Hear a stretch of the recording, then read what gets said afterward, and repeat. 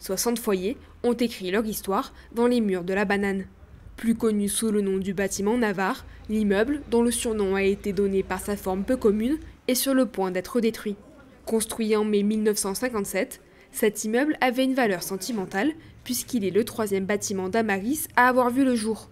Durant plusieurs décennies, il a accueilli les Langrois, leur permettant d'avoir un logement au centre-ville. Ce bâtiment faisait partie des bâtiments à démolir dans le cadre du plan de sauvegarde du patrimoine de la ville de Langres. Dès 2008, alors que Amaris avait la volonté de réhabiliter ce bâtiment-là, la ville nous a indiqué que ce bâtiment ne pouvait pas rester debout et donc bénéficier de travaux pérennes. Les travaux ont commencé en février 2025 par une période de curage. C'est suivi 5 mois de désamiantage avant le grand jour de la démolition. La déconstruction ne sera pas un problème, il faut juste faire attention quand même à la conception, avec une première étape qui va se faire par la partie centrale du bâtiment et après une progression vers la droite et après une progression vers la gauche. On fait sa déconstruction mécaniquement avec une pelle équipée d'un bras de 20 mètres. Une fois qu'on a abattu l'ensemble du bâtiment, ensuite on reprend tous les matériaux, on les mâche, on les réduit en 1000 morceaux, puis on les concasse, on les déferre et on en fait un produit très fin pour le comblement des caves et la remise à niveau du terrain. Les 60 foyers ont été déménagés au cours des dernières années.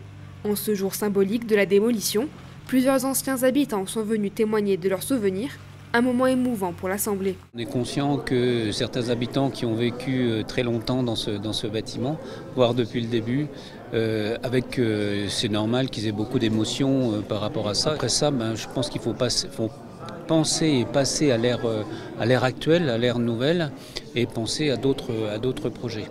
Le chantier devrait se terminer aux alentours de mi-novembre 2025.